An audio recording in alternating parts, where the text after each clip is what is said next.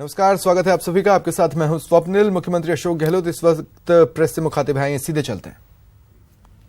सबने इस बात को स्वीकार किया कि फॉर्चुनेटली हमारे यहाँ बहुत अच्छा और इंटेलिजेंस का आदान प्रदान भी ठीक होता है। आर्मी चीफ भी आए थे अभी परसों, बाड़मेर और 2-3 जगह गए थे वो, तो हलचल है, इस पर कोई दुरा नहीं। और सर्जिकल स्ट्राइक के पहले जो पुलवामा की घटना हुई, और पुलवामा के पहले जब आतंकवादी मारे जा रहे, पुलवामा के पहले भी, पुलवामा के बाद में भी, तो ये थ्रेड बहुत बड़ी थ्रेड मैं मानता हूँ कि यार आतंकवाद आपको 15, 20, 25 साल से जिस प्रकार से वो हमारे लोग शहीद हो रहे हैं, और उरी में, पठानकोट में, और ये तीसरी घटना, बहुत बड़ी बड़ी घटनाएं हो रही है। अभी कल भी जम्मू के अंदर घटना घटित हुई, तो इसको नेस्तनाबूद करना हमारा पहला फर्ज है। पूरे देशवासी जब पुलवामा के बाद में भी हर वक्त में हमारी परंपरा रही है, चाहे 62 का वार हो, चाहे 65 का हो, चाहे 71 की बांग्लादेश की आज़ादी का वार हो, या कारगिल हो, तमाम देश की तमाम जो पार्टी हैं पॉलिटिकल पार्टी अपोजिशन की, वो तमाम एकजुट खड़ी रहती है सरकार के साथ, और पूरा देश खड़ा रहता है। अभी जो कैंडल मार्च निकाले गए थे पूरे देश के अंदर, वो एक प्रकार से दो बातें थी, एक तो आक्रोश व्यक्त करना और एकजुटता दिखाना सरकार के साथ में। तो इस प्रकार की जो भावना है, उसमें इस बार भी राहुल गांधी जी ने, जो हमारे कांग्रेस अध्यक्ष हैं, इमीडिएटली उन्होंने कहा कि हम लोग सब सरकार के साथ खड़े हैं, और तमाम पॉलिटिकल पार्टी ने भी ये बात कही। पूरा मुल्क सरकार के साथ खड़ा मिला और खड़ा है आज भी। उसके बावजूद भी जो ये स्टेटमेंटबाजी हो रही है, ये अच्छी बात नहीं।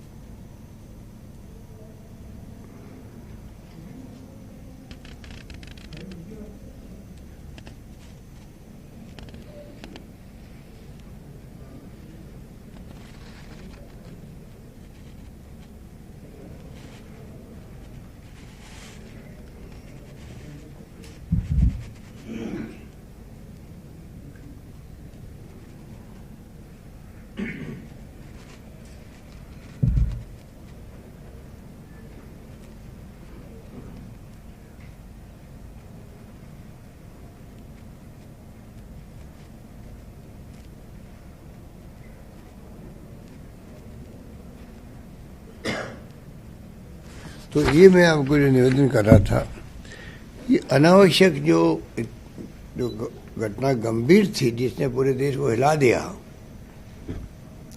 पूरे विश्व में उसकी आलोचना हुई, उसके बाद में मैं समझता हूँ कि सत्तापक्ष की जिम्मेदारी बनती है कि वो ऐसा माहौल बनाए रखे जिससे कि विपक्ष और पूरा देश उनके साथ खड़ा दिखे हर वक्त में, और दुनिया उसका लोहा माने, और लोहा मान भी रही है कि हिंदुस्तान इतनी बड़ी आबादी वाला मुल्क है, 130 करोड़ ज़्यादा हुआ आबादी, वो मुल्क संकट की घड़ी में हो जाता है, तो उसको बनाए रखना चाहिए, ये मेरा मानना है। पर मोदी जी भी और अमित शाह जी भी जिस प्रकार से राहुल गांधी जी पर बार बार अटैक करते हैं, बहुत निम्न स्तर की भाषा का प्रयोग करते रहते हैं, और वो कमेंट करते थे डबल मीनिंग निकले, ये प्रधानमंत्री को शोभा नहीं देता है। प्रधानमंत्री एक ऐसा पद है देश के लिए, चाहे कोई पार्टी प्रधानमंत्री बने, उनके एक एक शब्द जो है वो जनता को छूने वाले होने चाहिए, उनके दिल को छूने वाले होने चाहिए, उस पर विश्वास करने योग्य होने चाहिए।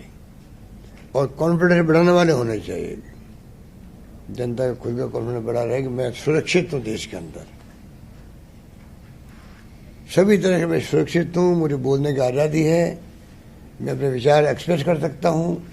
ये भावना हर नागरिक में होनी चाहिए। प्रधानमंत्री जी के बोलने पे भी, प्रधानमंत्री के ऑरा से भी, उनके संदेश से भी। दुर्भाग्य की जो बातें मैंने कही उसमें कमी आ गई है, ना वो कॉन्फिडेंस है जो मैंने कहा आपको होना चाहिए, ना फ्रीडम ऑफ एक्सप्रेशन की जो भावना और एक उनको आज़ादी मिली हुई है, आज़ादी पे रोक लग गई ऐसा लगता है। कोई मन की बात कह नहीं पाता है, खाली एक ही व्यक्ति मन की बात कहता है, वो है प्रधानमंत्री नरेंद्र मोदी। और मेरी दृष्टि में मन की बात कहते नहीं हैं, वो मन की बात थोपते हैं, देश पे थोपते हैं। वो नहीं होना चाहिए। मन की बात हर व्यक्ति उनको कहे और 130 करोड़ जनता की मन की बात वो सुने। ये लोकतंत्र का कायदा होता है जो वो नहीं निभा रहे। तो देश में आज भय, क्योंकि एजेंसियों को बर्बाद जो किया गया है, CBI, ED, income tax, NITI Aayog, judiciary, कोई आरबीआई, कोई एजेंसी बची नहीं है जिसको बर्बाद नहीं किया गया हो, उनकी ऑथोरिटी खत्म नहीं की गई हो।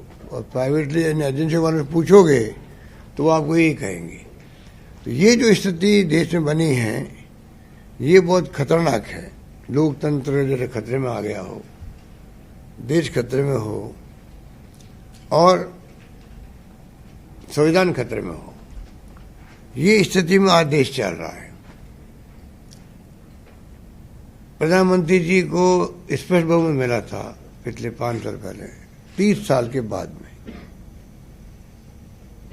राजीव गांधी जी के बाद में प्रधानमंत्री नरसिम्हा राव जी बने,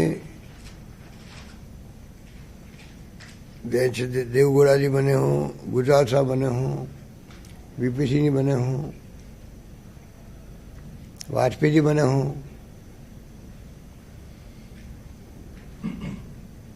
सब बने हैं, मनमोहन सिंह जी बने हों, परंतु स्पष्ट बहुमत जिसे कहते हैं मैजिक नंबर वाले, वो मोदी जी को मिले। मोदी जी उस बहुमत के अहंकार में जाने की बजाय अगर वो पक्ष विपक्ष सबको साथ लेके चलते तो आज नक्शा दूसरा होता, उनके खुद के लिए, गवर्नमेंट के लिए, गवर्नेंस के लिए और देश के लिए। एक नई शुरुआत देश में हो सकती थी। लोकतंत्र में सरकारें बदलती रहती है और कांग्रेस ने, जिसने लोकतंत्र स्थापित किया देश में, वोटों का राज दिया देश को और दे ही नहीं उसको कायम रखा, अपनी जान गंवा करके। हमारे नेता इंदिरा गांधी, राजीव गांधी शहीद हो गए तो खालिस्तान नहीं बनने दिया, देश में एकता अखंडता कायम रखी। जान चली गई इंदिरा जी की और राजीव जी की। ये तो है कांग्रेस। और ये जब से आए तब से 70 साल में क्या किया? 70 साल में जान दे दी देश के लिए इंदिरा गांधी ने, राजीव गांधी ने। देश को एक रखा, अखंड रखा, आधुनिक भारत बनाया। ये क्यों भूल जाते हैं मोदी जी? तो ये जो जुमले उनके अब उल्टे पड़ने लग गए हैं चुनाव के अंदर। ये जितने ही जुमले बोले वो, अगर आप उनका स्पीच सुन लो, जब प्रधानमंत्री बनने के पहले बोला करते थे, सोशल मीडिया में खूब आ रहा है, तो फिर कांग्रेस को कंपेयर करने की जरूरत ही नहीं पड़ती। ये स्थिति, इतने जुमले बोले गए थे और उन्हें ध्यान दे ही नहीं रहे। अब वो ध्यान उन जुमलों में या उन जो उस पर बोलते थे, आरोप लगाते थे कि क्या हो गया चाइना को, क्या हो गया सरकार को, क्यों नहीं वो एक सीट के बदले 10 सीट ला रही है, क्यों नहीं ब्लैक मनी ला रही है, क्यों नहीं रोजगार मिल रहा है। और वो सवाल उठा देनी वापस। अब नई बातों पे ध्यान डाइवर्ट कर रहे हैं और ध्यान डाइवर्ट करके राजनीति में चुनाव जीतना चाहते हैं। असली